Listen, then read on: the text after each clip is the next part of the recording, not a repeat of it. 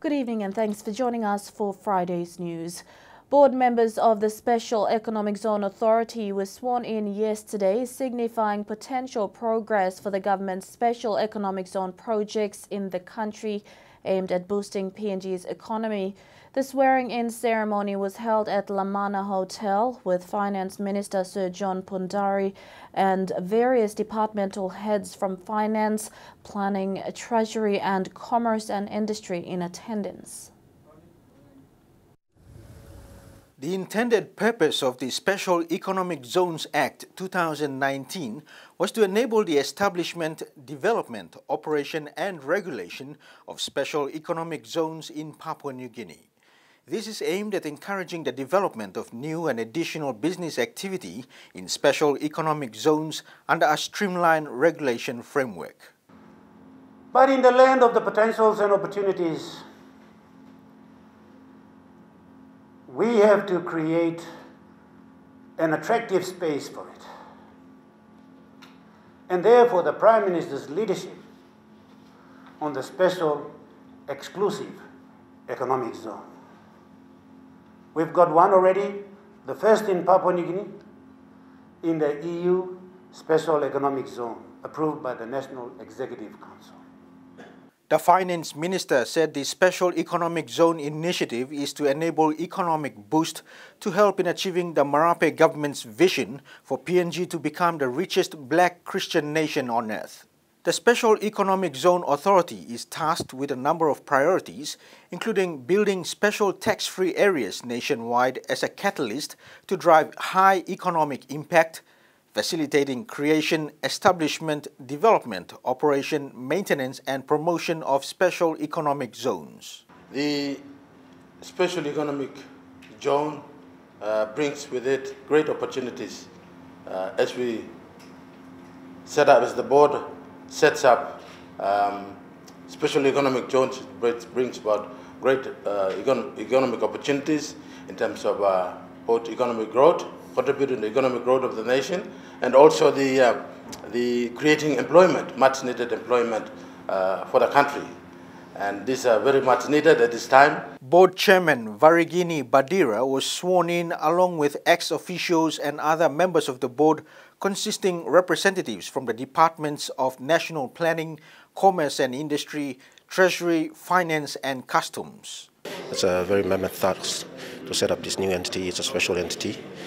He has powers and powers to regulate zones in terms of creating a conducive business environment for the private sector to thrive. Not only that, but also accommodate our SMEs and our small and medium enterprises. So it's a mammoth task. So immediately we need to get the office set up. We need our office. The secretariat is there. We need to come together and make sure that there is a hard-working team. There is a good, smart, innovative group of officers. With Finance Minister Sir John Pundari charging the authority board members with the mammoth task ahead of them, Chairman Badira says he and his team of experts are ready to commence their duties and carry out the task. On the 24th of March this year, the Council approved to revoke the appointment of Mr. David Castiglino as interim chairman of the Special Economic Zones Authority Board, made in Decision number 335 of 2020. Council then approved to appoint Mr. Varigini Badira as the board chairman on and from the date of publication of the instrument in the National Gazette. Dennis Orere, National EMTV News.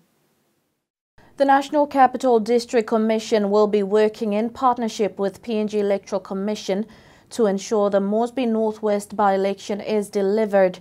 A memorandum of understanding was signed today, which signifies the start of the partnership backed with a funding of $500,000 kina. The election manager. In a small ceremony today, saw NCDC staff and representatives from the PNG Electoral Commission in attendance. This MOU signifies the start of their partnership to ensure the Moresby Northwest by-election is conducted successfully. In this partnership, NCDC will be working together with the Electoral Commission in managing the election, managing resources, logistics and meeting expenses. We agreed to work together in the election process, managing of resources, managing of the elections, managing of the logistics, and work together in meeting expenses. The Mosby Northwest seat was left vacant following the death of late Sam Morota. With the seat vacant, NCDC has been struggling to work with the people of Mosby Northwest. And NCDC is committed to support the Electoral Commission in this election, as there is a need for a political representative to represent the people in Parliament and the NCDC board. 42 candidates, including one female, are now vying for the seat in this by-election. For us in NCD, it is very, very important. Okay, representing the Mosby Northwest in terms of national representation is important, but for us here at NCD is very important because we need a member from Mosby Northwest to be part of NCDC board. A total of 500,000 kina was also presented to PNG Electoral Commission to help fund election-related activities, and NCDC will continue to assist the Electoral Commission to ensure the election is conducted transparently. We will try to assist in whatever way possible, so that we can move forward. We can fund, some of our activities in the by-election, to making sure that, everything is progressing, to perfection. The Mosby Northwest by-election is now in the campaign period, with a one-day polling to begin on the 2nd of June. The counting will begin on the 14th of June, with the return of writs on the 24th of June. The Electoral Commission is now working on recruiting temporary electoral workers and training for polling officers. Now we are working on the temporary election workers, who are those polling officers that we need to select, and doing training and then polling, counting, and find the results. That is the remaining balance of the work that is being done. The first part has been completed already. Rayon Lakingu National, MTV News. Member for Mosby South electorate Justin Tichenko has appealed to the relevant ethnic groups in his electorate in light of the recent Koki murder to cooperate with the police in surrendering the culprits involved in the gruesome killing of a 29-year-old man on the 30th of April last month. Appeal to the Tari leaders of Mosby South and the Goilala leaders of Mosby South, please. We've got a deadline. That is, by Monday next week, we want these criminal murderers handed in to the police without fear or favour. We can't have these sort of people ruining our community, our reputation and our society here in Mosby South. They have to be arrested and charged, and they have to have the full force of the law put against them and removed from our society. Enough is enough. My aim and objective over the next week is working with the police, with our governor, to remove these people out of our communities. We don't need them. They do nothing for us. You're watching National EMTV News. We'll be back with more stories after the break. Stay with us.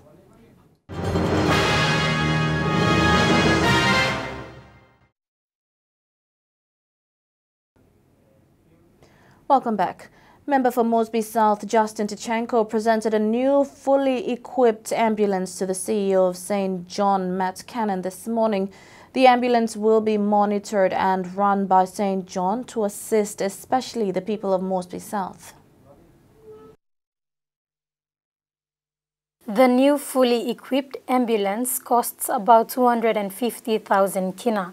The cost was covered by the COVID-19 funding that each electorate received to address COVID-19 issues. The ambulance was bought and brought in from Australia. And so this ambulance is different to the 4 drives you see. We think this is the best ambulance for this community. And that's why when the minister said, what ambulance do you want? We said to the minister, we think this type of ambulance is best. It's got a lot of space in the back so we can give more and more treatments to the patient before they get to the hospital. When it comes to the health of our people, it's very, very important. The ambulance will be used to assist the people of Mosby South, not only for COVID-19 purposes, but especially for emergency. Fully equipped to tackle heart attacks, mothers giving birth, emergencies, and so on. This is about helping people when they need emergency care. And as the ambulance service, as the Minister said, we're available 24 hours a day, every day of the year. Member for Mosby South, Justin Tachenko, says St. John has been a great help to the people of NCD, and the district is content to support them, provide the needed services. So when something's working well, we support it. And it was a no-brainer for me to use the funds that I have for COVAC and for health through my DSIP from the government to buy us a fully equipped, latest ambulance for the health and safety of our people. Mr. Tachenko says they will present another ambulance to St. John after the new Mosby South District Hospital is completed. Gertrude Gabi, National EMTV News. The South Bergenville Procurement Committee was officially sworn in today at NPC House in Port Moresby. South Bergenville becomes the first district in the autonomous region of Bergenville to have the Procurement Committee in place. South Bergenville, a district with almost 100,000 people living, bringing development is a challenge because of the geographical setting. Local MP Timothy Matthews says his efforts to bring service to the electorate in the last 4 years will now be an essential instrument with the Procurement Committee in place. He says the responsibility is now in the hands of the committee to procure projects and successfully deliver the services. The last 4 years I've been member, we've been working on ad hoc. And as a leader who promotes transparency and accountability, it has been a nightmare for me, especially trying to make things happen at that level. Now I can sleep easy because the responsibility will rest upon the Procurement Committee now. You are the people that will make sure that whatever funding is allocated, whatever projects that are approved by the before the DDA, you have to give me the advice to announce the who wins the tenders. For all the classrooms that we are building, for all the health centers that we are renovating, for all the schools, for anything, any development. The South Bergenville Procurement Committee will be responsible in delivering goods and services and construction of infrastructure in the district. Hence, Mr. Masiu has urged the members to be transparent and abide by the law without any form of influence or bribery when doing procurements. We must make sure no one-talk system, no friend system. At the time we probably more work for government because we go along on poromana, we go along on partners or relatives or one. This plan must cut off. What I need to see is at the end of the day, the money that we put him inside the project, and we come up with display exactly what it's worth. You may talk display money go to display, and then you see a half-done project or an incompleted project. So all these things I don't want to see. Yeah. PC CEO Simon Bole also urged the committee to be decisive in decision-making. He says the committee must make sure funds are available before procuring the projects. There must be money for a project. If there is no money, you cannot procure. Because what this committee will be doing is they will be committing state funds. When you award, you are representing the state. When you execute the contract, that contract is valid by law. So you must know that there is money for that project before you do it. Suli, National EMTV News. Moving on, Namatanai district of New Ireland province is one of the first provinces in the country to launch a music festival and have it recognized by the National Cultural Commission. The event stands to promote cultural preservation of traditional songs. The Namatanai Music Festival will be hosted from the 13th to the 15th of October this year. Namatanai is one of the first districts in the country to have its music festival recognized by the National Cultural Commission. With the launching held yesterday, the Namatanai Music Festival will see the district's cultural songs promoted and preserved through recording and performances. An important segment within our culture at the district level, and getting a recognition for it is a big step in a journey that requires all support, but more importantly, able to harness, nurture, and then promote our culture in the music sector. This has been a dream of the festival's chairman, Jude Nonkus, and the festival financial controller, George Amba. 15 years ago, this dream was birthed. Maybe in the future we may actually host a big festival or something like that, or we own a studio. So yeah, that has come to pass, and that is a dream come true for all of us. Yeah, and being from Namatanai itself, yeah, we're actually very proud of that, and see things going forward from here, going on. Yeah, thanks. It was an emotional day as Mr. Nonkus thanked his member, the National Cultural Commission, and the Tourism Ministry. Cultural, traditional songs and music in Namatanai maintains and encourages respect, safety, growth, communication, understanding, and unity when performed in live occasions. Those traditional songs, musical types promote gender equity, restrictions and boundaries, pride and messages to everyone with the same intentions, which upholds our belief system. The tourism minister says the art of music is so strong in our younger generation, and this is a platform to help boost and preserve cultural music. Papua New Guinean music is equally diverse as its culture, languages, tradition, and customs. Protecting, promoting, and developing them requires a massive and collective effort from all sectors.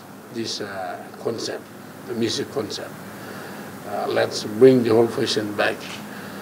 Let's develop the music industry with culture and with tradition.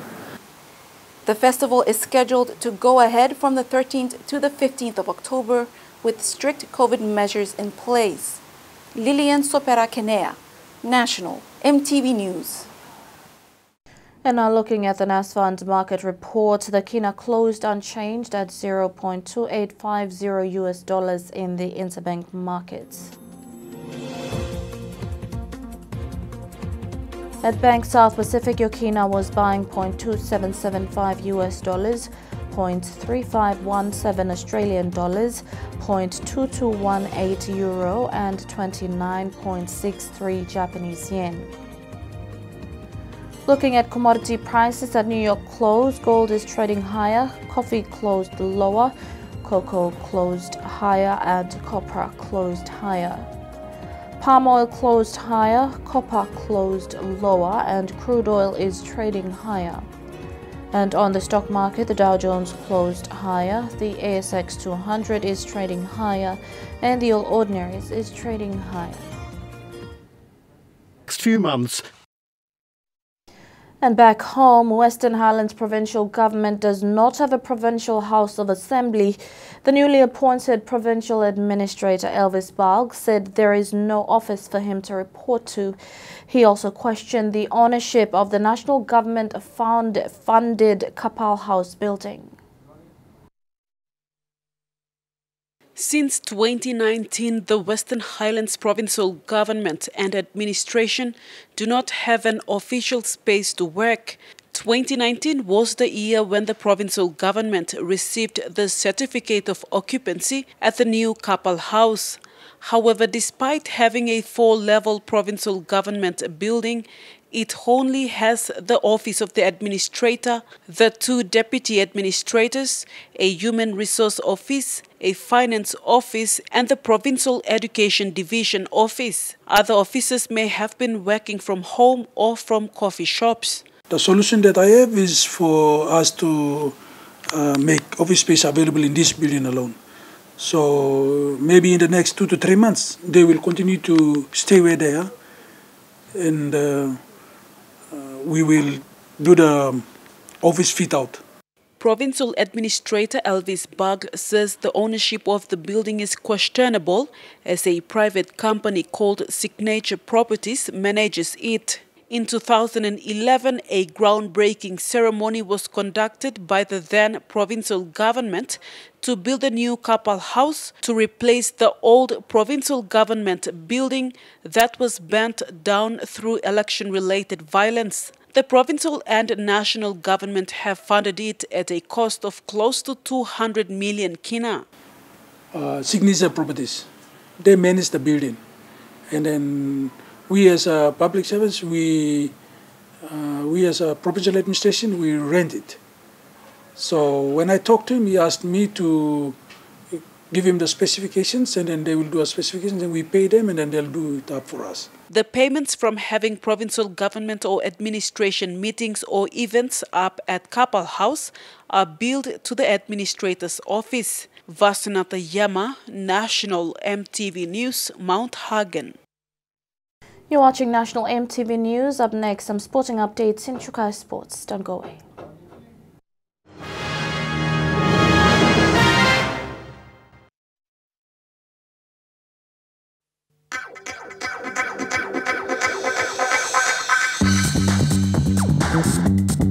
Chukai Sports.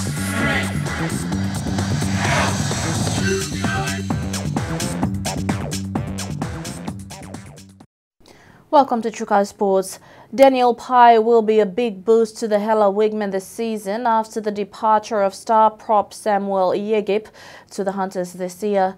The Digital Cup journeyman joins his 5th club in his 9 years in the competition. The defending premiers of the Digital Cup, the Hela Wigmen, have had one of their best props, Samuel Yegip, recruited to the Hunters, leaving a space open for the position of team enforcer. 29-year-old Daniel Pai from the Western Highlands Province, Hagen Central, has been recruited from the Jiwaka Wagi Tumbe to lead the forward pack this year. We come Wigmen and Melugosama. First day we come, the atmosphere was clear and me feel welcome to the team. Pai has been a journeyman since debuting in 2011 for the Hagen Eagles and has since played with 4 clubs. The Wigman will be his 5th. Experience with the Diesel Cup first in 2012 me joined Magrabal Gurus. Then we play 13 we play the Eagles. After that we go back again long Gurus 14 15 and then 16 we will stop nothing. And 17 we been joining Engamiux. Then the last 18, 19, 20 we stop on them. Pai is looking forward to the opportunity at the Wigmen and will be stepping up to take the mantle of senior forward at the Wigmen. Lodisla gap lusun golen kana sama yang gap lusun gola antas. We got gap stop len me film was me kan Philips la gap len we season sto ba me take lead all boys we young plamangi lady more na ba me look forward to this season. Pai has been a consistent player in the semi-professional competition and says it is all about discipline. Advice me long next upcoming we'll take part it is like kind of franchise the competition we take part and once member require more discipline. You must got discipline, respect you must have. Time you respect you you begin to respect another. And you kind of give and take things. Then that carry must have long play. Then from that, member motivate you, you can prosper long. Next, career kind of call Hunters or Kumals. Fidelis Sukina, Chukai Sports. The Lace Next Tigers are looking forward to the 2021 Digital Cup season. This is despite some of their big-name players exiting the club. The club also faced disruptions to their training during the pre-season. The Lace Next Tigers were represented by former SPPNG Hunters winger Butler Morris during the launching of the 2021 season of the Digital Cup. The Tigers have been in the finals picture back-to-back in 2019 and 2020, losing to the Hela Wigmen last season. Morris says that it has been a challenge with the team training under COVID-19 restrictions, with disruptions in training. But he is confident with the current team that they are a formidable force. Very hard for us due to COVID and training had to be cancelled and then start and cancel, and we're just looking forward for the game. It's a big sport to fill, but we get some new young boys coming up. I think we got it. Morris said that the team is looking forward to another challenge this season. We just got to take every game as final for us and just play our best. Fidelis Sukina, Chukai Sports. The Digital Cup is set to kick off this weekend in Port Moresby and delay has been deferred by 3 weeks. Papua New Guinea Rugby Football League sent an email this afternoon stating that players in a particular franchise tested positive for COVID-19 during routine tests on players and officials. Trukai Sports continues with more after the break. Stay with us.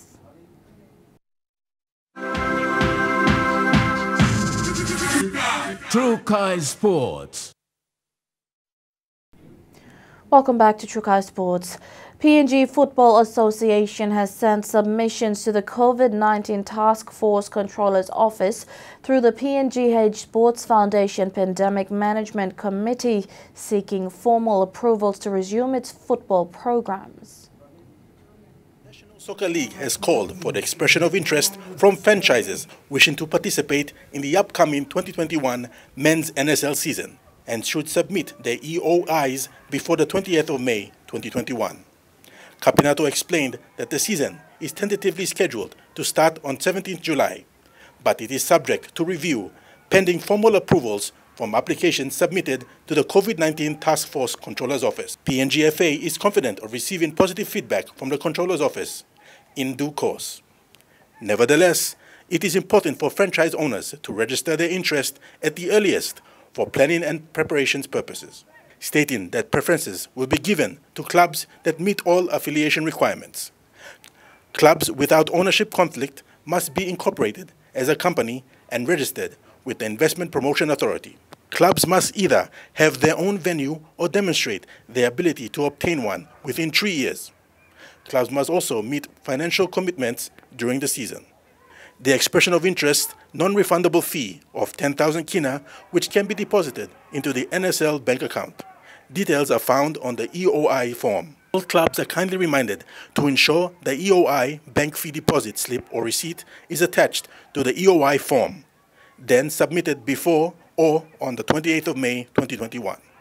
The annual affiliation fee of 80,000 kina must be payable by 12th July before the competition start date. Any club who fails to meet the deadline will be removed prior to the commencement of the competition. Forms stating the guidelines are available at the NSL office located at PNG Football Stadium or via email competition@pngfootball.com.pg. Haksilovai, Trukai Sports. Josh Edokar has become the first man since 1950 to score 6 tries in an NRL match. This after Melbourne Storm's big win over the Rabbitohs in round 9 clash. Papua New Guinean international and Storm centre Justin Olam assisted in 4 of the Foxes' 6 record-breaking tries. 5 says the Fox. The massive 50-0 win by the Melbourne Storm over the South Sydney Rabbitohs yesterday saw Josh Edokar creating history. Teammate Justin Olam couldn't be happier. Says the Fox. Says the Fox. This is a really big thing for him, and, to break the club record. But I'm so happy for him. He deserves everything that comes his way. He's been working very hard. Yeah, 100%. Every time when he crosses over the try line, I feel like I'm crossing over. So I always feel happy. The same joy as I cross over. So. In 4 of the Foxes' 6 tries, Olam, aka Jazzy, was there. It's good to get a feel for the bro. Like I said, he deserves everything that comes his way. I'm just executing my job by putting myself in the best position to do that for him. So. The PNG international says the big win is owed to good execution of the Storm game plan. We went out with the game plan to, attack on that side, and then, we came up with some saves that we wanted to execute, and I think everyone were, executing their job really well, and that's what happened, I guess. The Melbourne Storm now have a 10-day break before their round 10 game against the West Tigers. When asked if he has any plans during this break, he says, I don't have any plans. I really wish I can go home, but this looks like it's never going to happen, so I don't know, I'm just going to stay in Melbourne. Adding he misses home and would jump to any opportunity of coming home. I really miss my home, especially my family. It's been really hard for me, but I have my big brother here, so, I try to, keep in touch with everyone back at home by, calling them, talking to them and all that, but yeah, I must not lie, it's really hard for me. I can't wait to go home. As soon as there's an opportunity for me to go, I'm on it. Kilawani, Trukai Sports.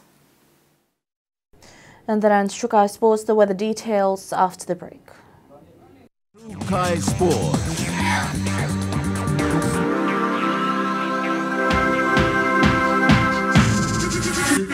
Trukai Sports. This weather update is proudly brought to you by MoneyPlus, with you always.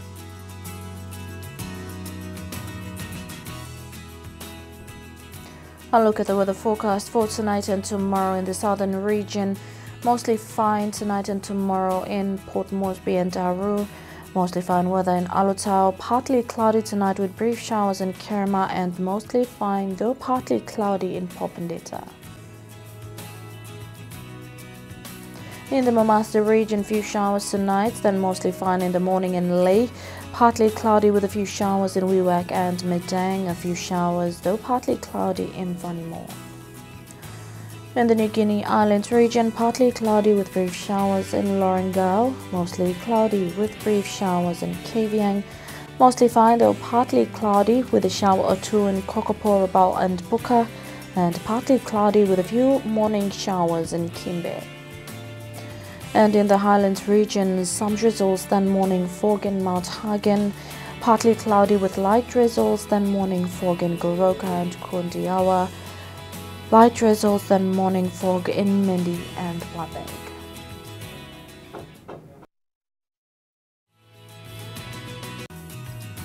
The weather update was proudly brought to you by MoneyPlus, with you always. And that's been the news, sport and weather for today. On behalf of the news team, pleasant viewing. Thank you for joining us. Good night.